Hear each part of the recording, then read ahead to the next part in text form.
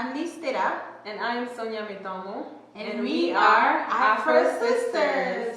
Our show will elevate Black voices, experiences, and cultures. Welcome to our podcast, Speak Up with AfroSistas. So we would like to continue our conversation that we started on mental health in the African community. I want to read a quote that I love. It's by Michelle Obama. And it reads, "It's time to tell everyone who is dealing with a mental health issue that they are not alone and that getting support isn't a sign of weakness, it's a sign of strength."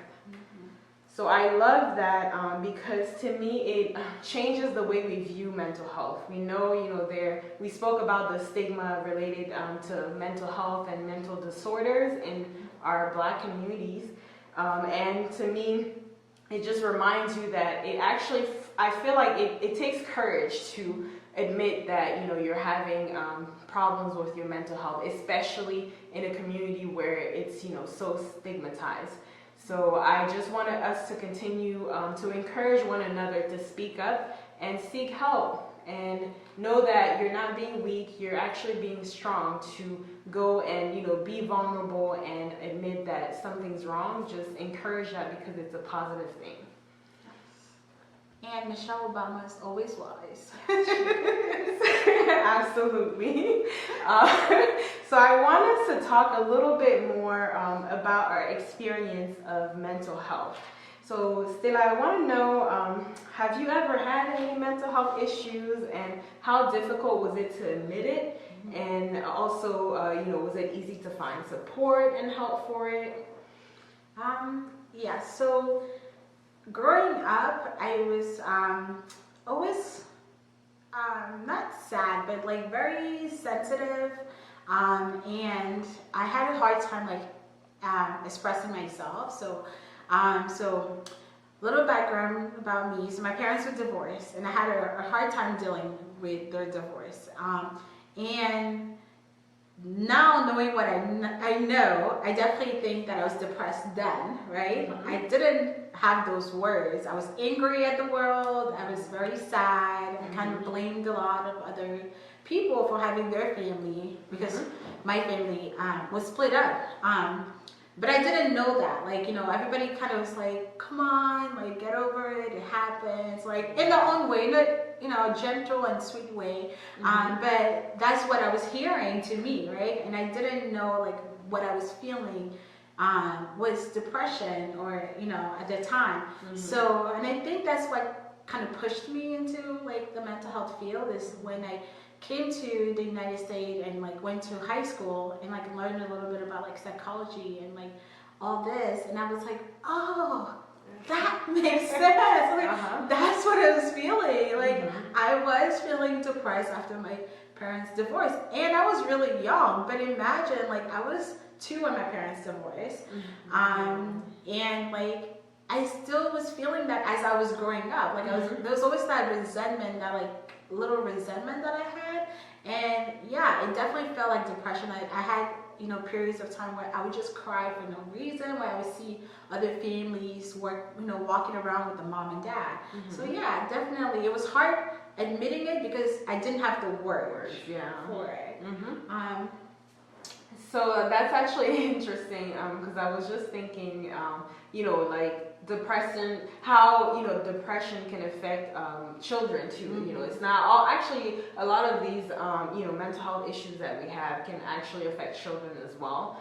And I have a similar experience in the sense that I wasn't aware of what the vocabulary is when I was younger, but I feel like I definitely have had moments, it could be slight depression. I don't know the exact level. I definitely wasn't exactly. Definitely wasn't severe, but there were moments when I just like you, I am a sensitive person. I've always been since I was little, and I had a tendency to keep to myself, which I think is a part of my personality. I'm more of an introvert.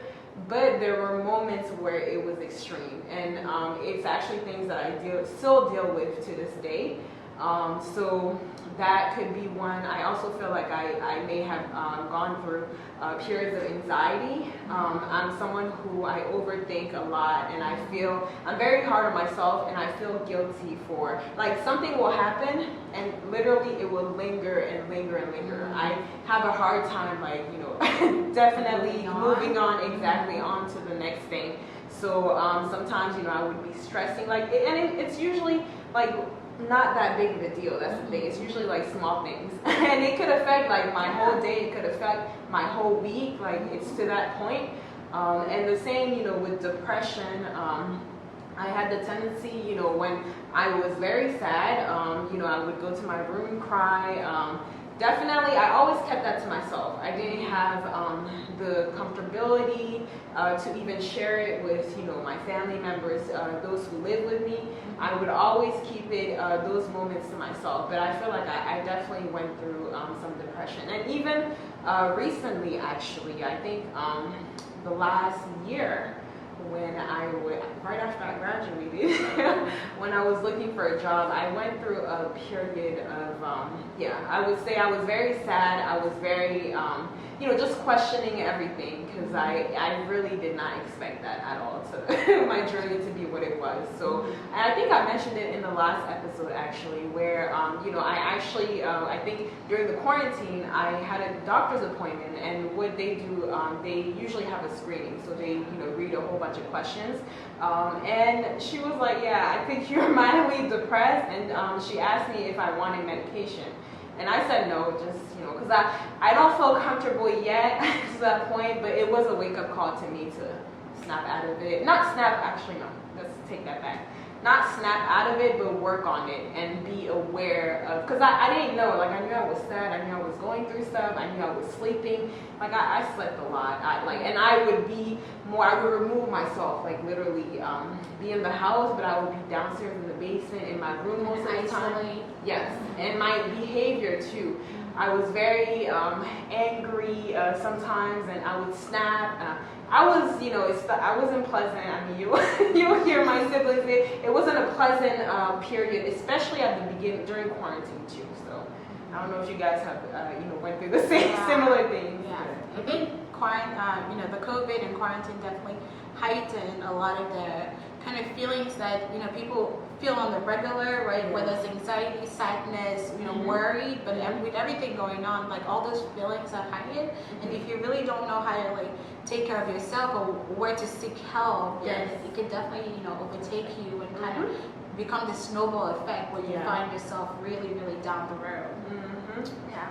So Sonia, what do you think people in our African community don't like talking about mental health? Mental health now.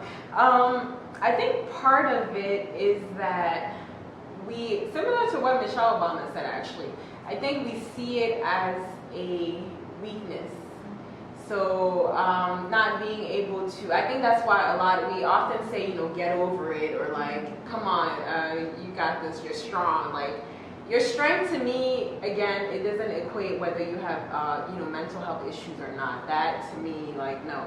Just because I'm going through, I have a hard time, managing my emotions, stress, or other issues related to my mental health, it doesn't mean that, you're not strong. So I think that's part of it. And I think the other thing, too, is because of the stigma, too, it's being kind of afraid that people are going to judge you, because obviously if the society already is judging, the stigma is where, they pretty much have negative thoughts that you grow up with, society kind of puts out there. So you feel like you identify with that, and if you admit it, then you become that person that they're propelling as someone who's weak, someone who's crazy, for example. So yeah. How about you? So yeah, for me, I feel like a little bit of what you said, weakness, but mostly shame. So I think people are ashamed of people knowing their vulnerability, right? So a lot of what mental health is opening up to somebody and being vulnerable, right? And letting people know your secrets, what is really going on with you. And people are ashamed of, like what you said, being judged, right? And shame stops a lot of people from opening up. And also the fact that, especially in our African community, we love to be secretive.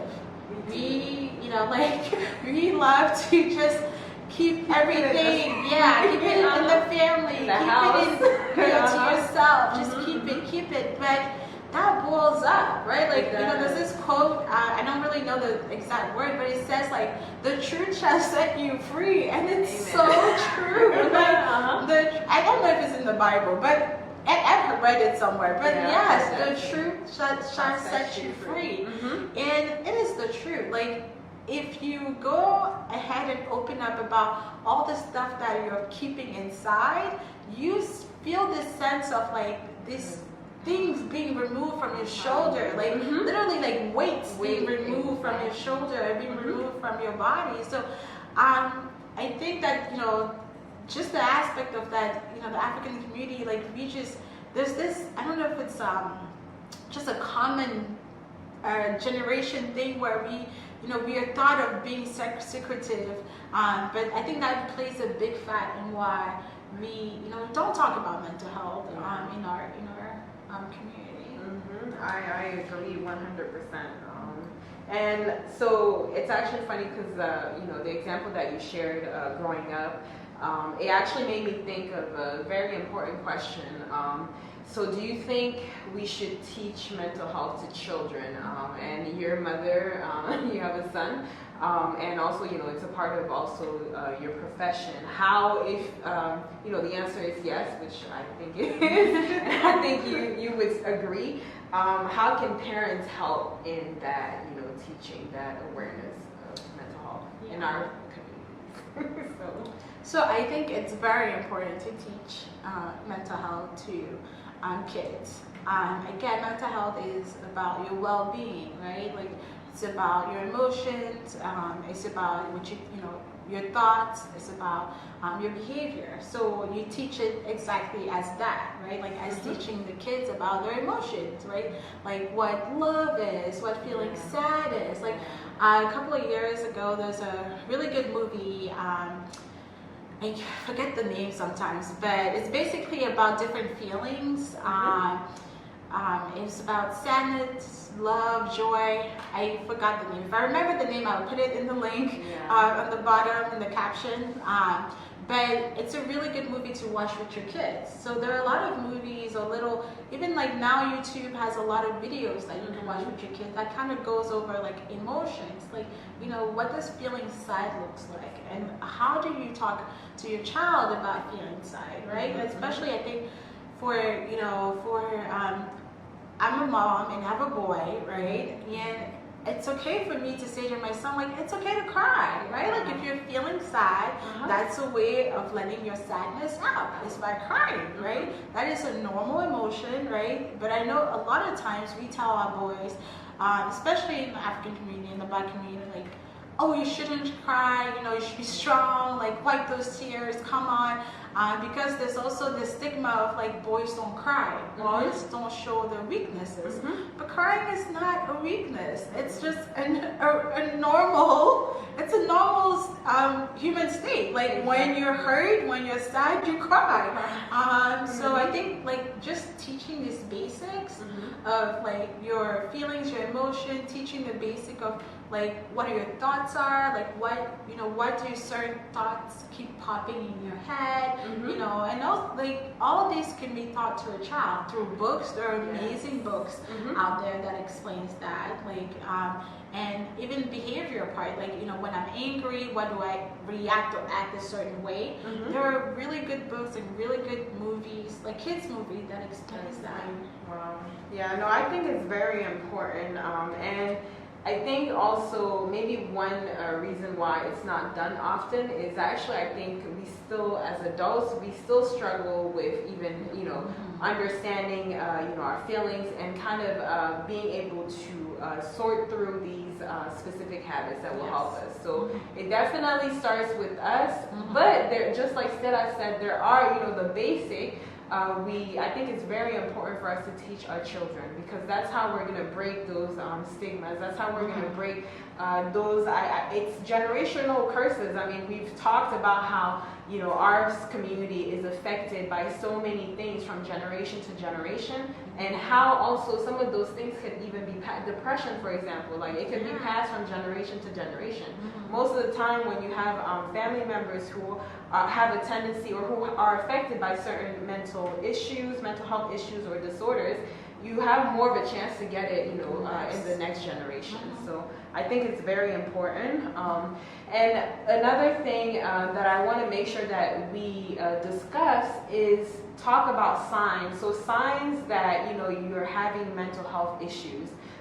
That is important for ourselves first, so that we're conscious and we're aware of it.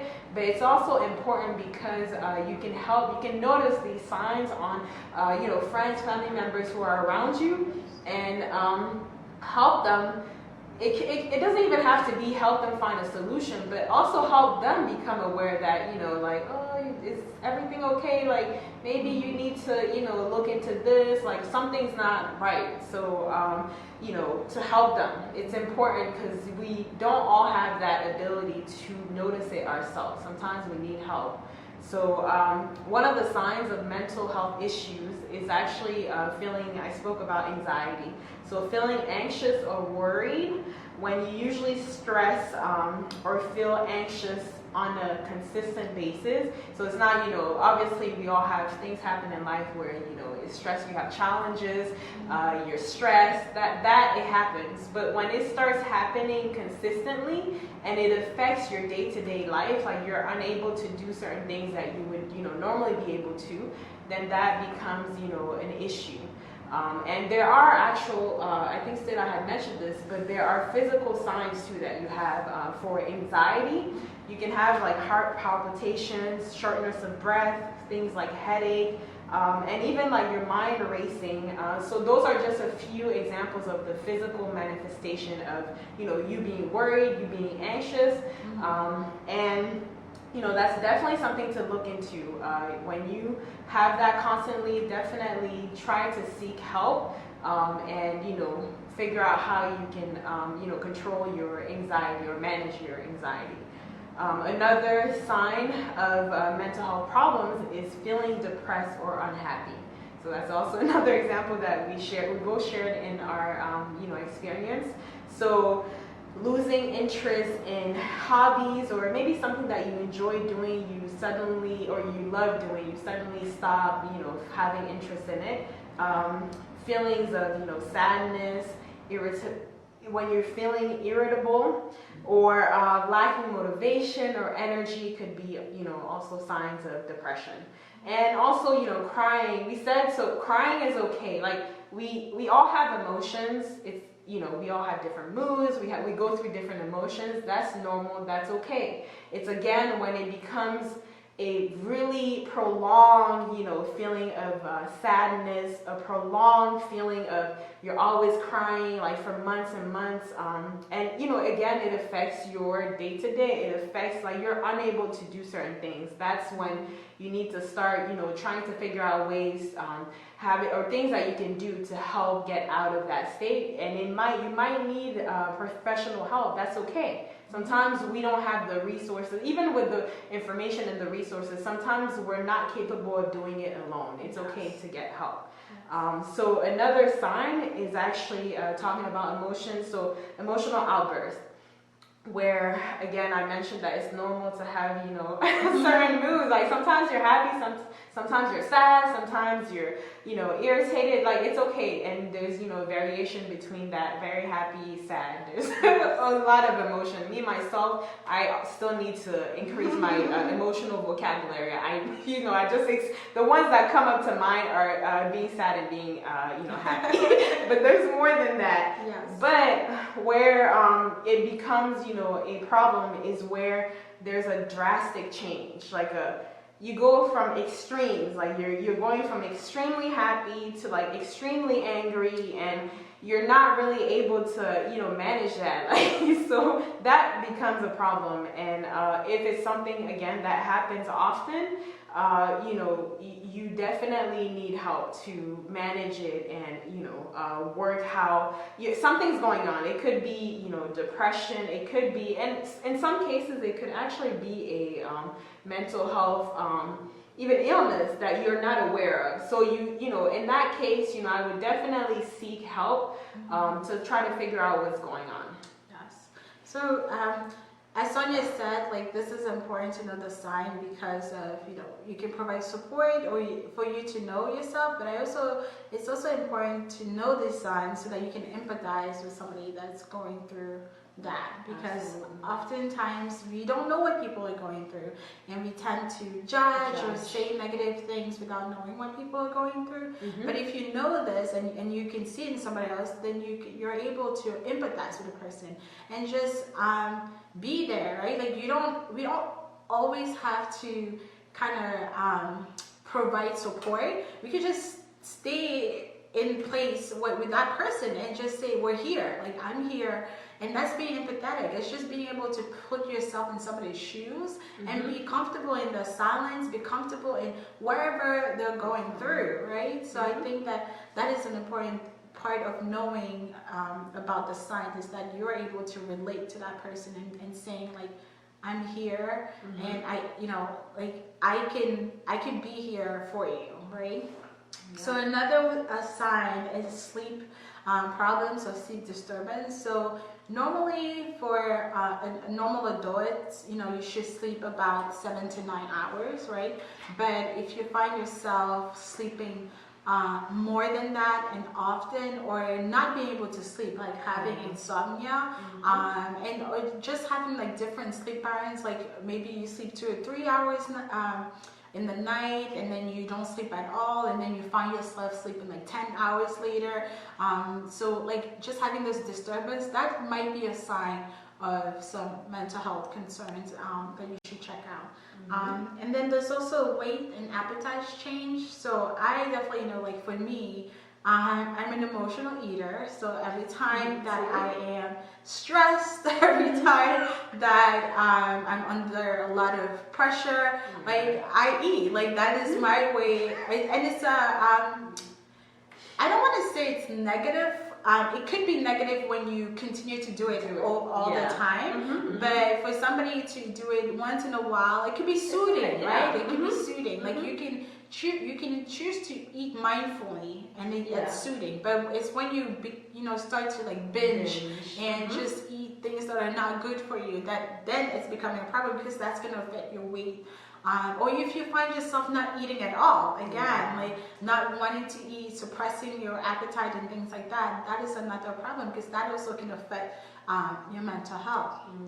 And then again, I think Sonia talked about it, that this is one of the things that she does is isolate, right? Withdraw, isolate, become really quiet, and so you tend to just keep things to yourself. You tend to do things by yourself and not really engage with others as you normally do. So that's another sign that if you find yourself doing it all the time, you should start to just question, or if you see somebody else doing it all the time, you can also just raise awareness to that person. Yeah, those are all, I definitely can relate even to the sleeping problems. I think when I felt like I was going through depression, like there are times when I literally just go to sleep because I don't want to, like sometimes I don't want to feel like I'm very sad, and I just go to sleep, and I will sleep for even like 10 or more hours in that. So I remember, throughout maybe like high school and college, like when I went through like difficult periods, whether it was a breakup, things like that, like those are some of the things I would do to kind of cope, and hopefully with time, thank God with time it got better. But that's not necessarily the healthiest way to deal, with when you're having mental health, problems. So another sign is actually substance abuse. So when you notice that, someone is using or, consuming a significant amount of alcohol or drugs, to cope with stress, or deal with other issues, that is definitely detrimental to your mental health. And we know it's also detrimental to your actual health too.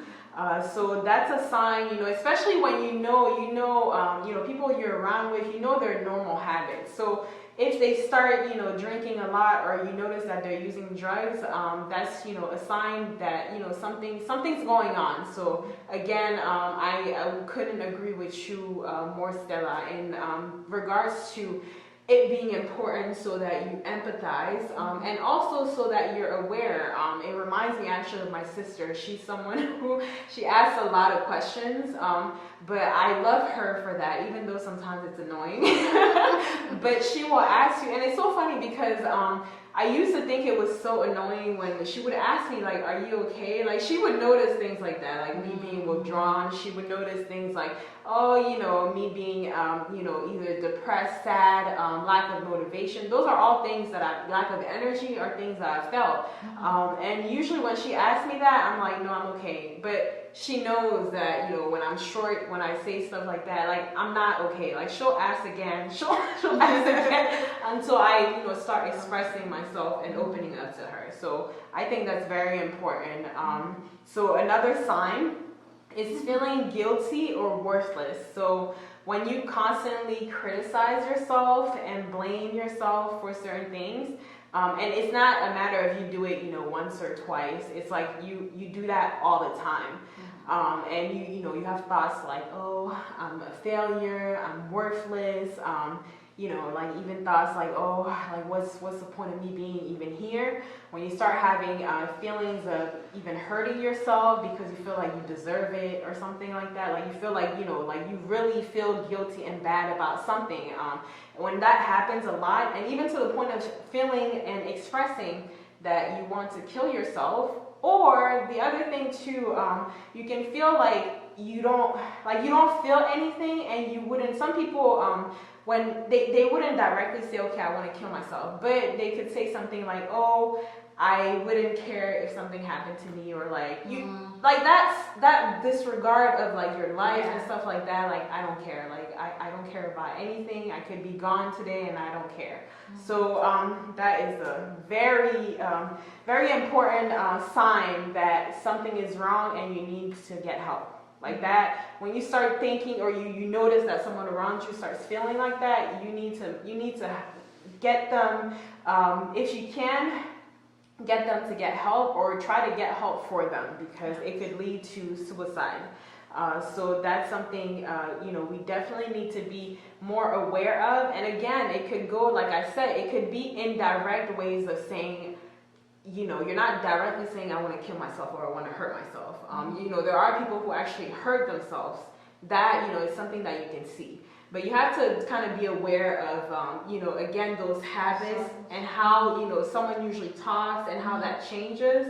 When it starts changing to things like that, yeah, it's a warning. Yeah. So, like you were talking about the changes in your thoughts, there could also be changes in your behavior or feelings. So, if you notice that you're starting to have more risky behavior, or you notice that your behavior is like changing, whether it's like subtle changes or again kind of the big changes, like all of a sudden you're like, oh, I don't care about work anymore, I don't want to go to work anymore, or I'm gonna sell all my things away. So those little things can definitely be part of you kind of dealing with something bigger, and you're not noticing that. So I think it raises awareness of like, we need to again pay attention to those changes in our behavior. Like, all of a sudden you're like, I want to go travel the world, but it's like you have a family to take care of, you have other obligations. So it's not like those changes that you're like regular changes, but it's really changes that are like don't make sense in your day-to-day life, right? Yeah. Like, those changes that are just kind of out of the blue, and it's like, wait, that doesn't really make sense in my day-to-day life for me to do these things. Or, all of a sudden you want to go buy this brand new car that you really can't afford, or that, you just want to start driving at 100 miles an hour. And it's like, that doesn't really seem like a safe thing to do. So really paying attention to that. is important. So, as we talk about the signs, I think it's important that we also talk about the tools of mental health, the tools that can help you kind of deal with and manage some of these signs that we talked about. So I think one big tool is just, owning your feelings. So, and again, feelings are normal. Feelings and emotions are normal. They're part of us. They are, kind of instated in us, right? Like they don't go away, right? Like, so you feeling sad, you feeling happy, you feeling content, you feeling disgusted, whatever the case is, that is there, right? Like if something happens, that might lead you to feeling that way, right? So you kind of owning that and not, I say don't hold to it, don't hold on to it. So our biggest tool is actually our mind, right? So our mind is what gives us the ability to do all the things that we do. That is what gives me the ability to be able to talk to you right now, right? And so right now I'm feeling really content. I'm giving you this good information, right? And a minute later I might feel sad because of anything, because I'm hungry, because something happens. But it's up to me to choose if I stay in that sadness or if I move on, right? Like if it's a news that is really bad, I can choose to stay in it for a little bit because it's a really bad. But if it's like, oh, I hurt my toe, after the pain is away, I need to be able to kind of move on. So it's like recognizing like, ouch, I have that pain, it feels bad, but then moving on. Or or I lost somebody, this sucks, I'm gonna stay in this for a really long time. But later on with support and things like that, I can move on. So it's like really owning the feelings that you have and not staying attached to them. And if you find yourself that you can't let go by yourself, this is where I really recommend seeing a mental health professional, because sometimes we can't do it by ourselves. We need help. And then kind of with owning your feelings is finding the positivity in things, right? Finding the positive, right? So life is what it is. Life is full of ups and downs. This is why I tell my clients all the time. Life is not a clear-cut road, right? It's not something that is linear. It's not a linear road, a linear line, right? Life is full of ups and downs. It kind of looks like a heartbeat, right? Like it goes up, it goes down, right? And when it goes up, we're really happy, we're ecstatic. That's when like everything is going our way. And then all of a sudden it starts going down, and we tend to remember. I think that's one thing that we tend to do. We always remember when we're down. Like our minds get stuck on there, and I think it's because we'll go more into this, but we have our minds. We have three kind of big cognition in our minds, right? So we have our wise mind, we have our emotion minds, and then we have our reason mind. So the logic, and then we have the wise, which kind of ties together the reason and the emotion, right? But our emotion mind can really take a big place in our mind if we don't really learn to take control of it, right? So then that when we're in the down, we get stuck in that emotion. We get stuck in like, oh, we're down. And so what I usually tell my clients, like, remember the positive. Remember, you weren't down here your whole life. You came from somewhere, right? And or something positive happened before, right? Even if you have to go back to your childhood, there was something positive. So remember that, because if you're able to remember that, you can work yourself back up to that. So I think let's remember that you can always walk ourselves back to something positive. And we all have something positive that's happened or that we can find in the world. In our life, absolutely. So another tool that you can use is eliminating toxic people or toxic influences. So some of the people we're around are not necessarily the best for our mental health. The environments too, and we know there are situations and certain people who trigger negative thoughts in our mind, and who trigger or help us, push us to engage in destructive behaviors. So first you have to be aware of that, know what type of environment or what type of people cause you to do those negative things or think in those ways. Then after that, you have to take steps to create boundaries. So I just want to give some examples of what a toxic person can be, and obviously, you can definitely think of in the same way a toxic environment. So a toxic person could be someone who's manipulative, someone who's controlling, people who are very judgmental, and people who make you feel bad about yourself. So try to be more aware of how, and energy, it reminds me of energy, how you feel. So when I think emotions, try to remember how you feel after you spend time with certain people. When you're in certain environments, do they make you feel good about yourself? Do you feel sad when you leave or you're on the phone with a specific person every time? How do you feel?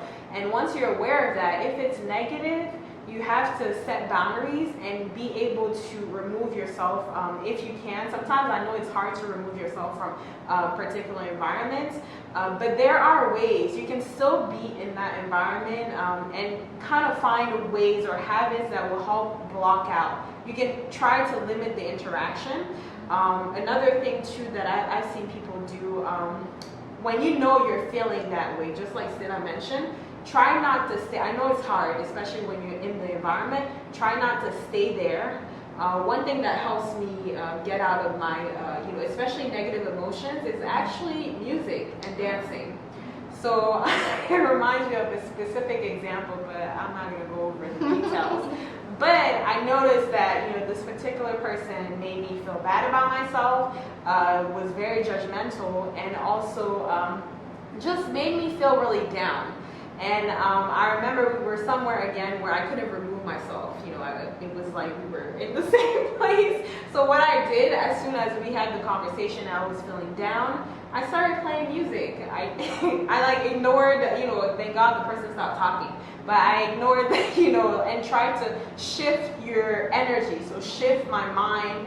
And started literally music is something that it just takes me away to another world. I could be in this room, I'm listening, I just zone out. So I was enjoying, I was even dancing over here dancing, and I eventually forgot about the nonsense that this person was telling me. So in the mental health practice, we call that using your distressing skills. So you're using skills to distress yourself, and it could be music, it could be dance, it could be anything that really kind of helps you kind of remove yourself from whatever is stressing you. Absolutely. And then another thing too is to create healthy routines.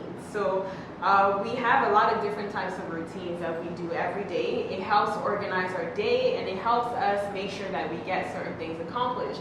Yes. And we even do these things without even thinking sometimes. We just get it done. You don't have to think too hard about it, and you just get it done. So a good way to implement that into your mental health is adding habits that are going to improve or help you work on those different issues, or just instill good mental health habits.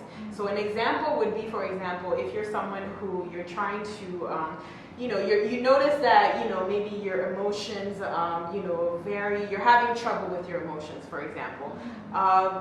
An example for me personally, another thing that makes me feel good about myself is actually working out. So every time I work out, I get out of there, no matter how good or how bad, I don't actually think I ever have a bad workout. As long as I move my body, I feel good. I feel happy, I feel confident, I feel sexy, I feel great. So whatever I was feeling before, it kind of just helps me shift that. So that could be a swap. Let's say you were doing something else to, it wasn't really doing you any good. Swap it with trying something else, whether it's exercising, whether it is meditation, whether it is, some people just sit, quietly and drink tea. Maybe you're learning to swap alcohol with something else. It helps to swap things. So yeah, that's helpful. Mm-hmm. Yeah. So other tools, I think connecting with others is really important, especially if you're going through a really hard time and you need to find support. So, I always talk about like you need to find your support system, but for a lot of people, they might not have that because their entourage is what is toxic for them. So there are a lot of support groups out in the community that you can find. Like technology is a really good tool that can actually help you. Like you can literally type support groups for anxiety, support groups for depression, and literally find tons and tons and tons. And if you try one and it don't really feel like it's helpful, like go on to the next one, because like Sonia talked about, it's all about energy. You can go to one where people don't have the same energy as you, and it's okay to be like, this is not for me, and you move on to the next one. And it's the same thing I tell people with therapy. It's like therapy is a very intimate line of work, right? And it's a very intimate thing that you're getting yourself into. So if you go and to see a therapist and you don't really feel like you guys match, you don't really feel like this person understands your experience, then it's okay to move on. It's okay to be like, this is not working. And a true therapist would even tell you, like, I feel like, I'm not able to really help you the best way that you need help, and will provide you if they can, they will provide you with other people references that you can go to. So again, connecting with others, and also connecting with others where you can kind of like change your environment. So whether it's like connecting with friends, so if it's like family that's kind of negative or whatever, or that you need to get away, connect with your friends, go out, change your scenery, go try something new.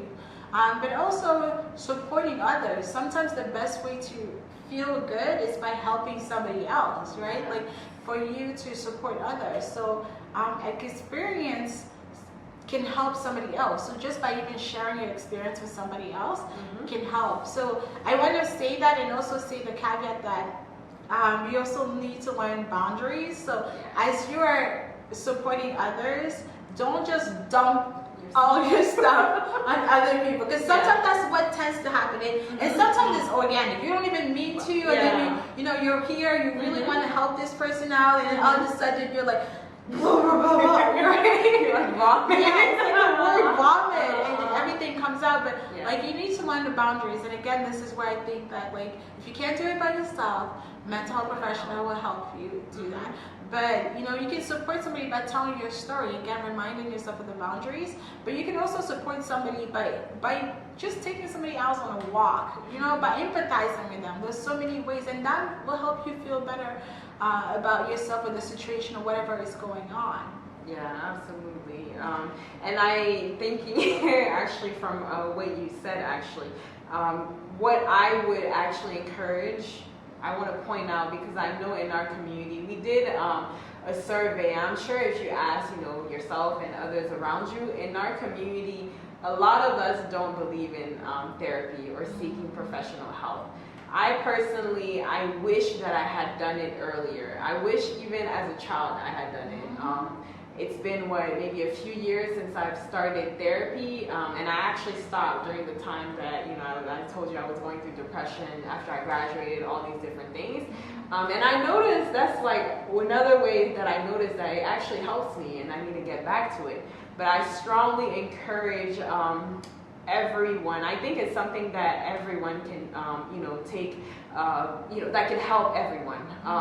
It's sometimes you may need to go through a few therapists to find the right one for you, like Stella mentioned. But there's something that's rewarding, or that helps to talk to someone who is, resourceful, who knows what they're talking about, but who's not biased as well. That's why we mentioned, all these stigmas, how you feel shame, guilt, all these different emotions that prevent you from, that help, and we also encourage secrecy. So being able to let that out and talk to someone about your experiences, it will help. That person is not going to go and tell your parents or tell whoever. It's between you and them, and they can help you. One of the things that I struggled with was learning to my thought process, like I told you how I overthink, and also my thought process and my emotions. So therapy helped me initially, I seeked out therapy to help me actually understand my relationship with men. So that's how it started. It started with like a breakup. And I was trying to understand like what is going on, like why do I attract certain people, why does the same thing keep happening to me? So it helped me in that regards, but it was even more than that. And I can't wait, there's so many different things that I still need to figure out in my life that they help me actually understand myself. And I think that's so key in knowing yourself, and it will help you better choose the tools and the habits that will help you control, those issues that you may have.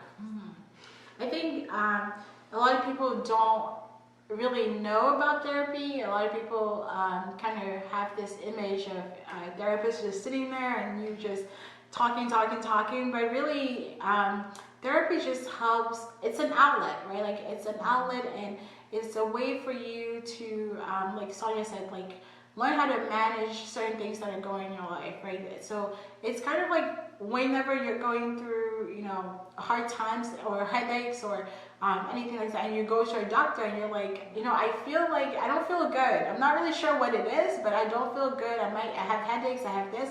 And the doctor helps you kind of find out really what it is. Like, oh, it's a migraine, or oh, it's this. It's the same thing. You might go to a therapist and say, I don't really know what's going on, but I just noticed that I sleep all the time, I do this all the time, things have changed. And it might help you to kind of see what's going on, so you have the answer, first of all, of what's going on. Because a lot of us go through these things without even knowing what it is, right? And that's why we talked about those signs, right? Because we go through it and we just think, oh, it's normal, like I'm supposed to feel like this, but you're not, right? So the therapist will help you kind of learn those signs and then give you the tools to be able to move on. So we gave you some of the tools, but sometimes you can't do it by yourself, right? Sometimes you really need an accountability partner to help you, remind you to do it all the time, to do it with you, to practice it with you, to encourage you to do it. And sometimes, like Sonia said, it can't be somebody from your family or your environment, because they might be biased, or they, again, might throw the word vomit on you without even intending to. So I think therapy is very important. As a therapist, I've had therapy, so I definitely encourage anybody to try therapy, to give it a go. I don't think it will ever hurt. You might have to try a few therapists. You might have to find somebody that understands your experience, somebody that looks like you, talks like you, but that is up to you. Some people don't need that. Some people can go to anybody and literally find what they need. So, but I just encourage you to please try therapy. Yes. So we hope that this episode, that you guys listening took something from it, for yourself or to help others. So we just want to encourage that we work on our mental health and do what we can to help destigmatize it, because I think it really starts with our conversations. That's how you learn, about different things that you did not know. That's how you become aware of, certain things, and you're able to seek help or feel more comfortable taking the steps that you need to. We hope that you've taken something from this episode, whether it is to help with your own mental health or to help others around your community. So it's by having conversations like the conversations that we're having, that we become more open-minded, and that we will be able to break the stigmas around mental health in African or Black communities. So see you guys on the next episode of Speak Up with AfroSistas. Bye. Don't forget to subscribe, like, and hit the notification bell, and also comment and share.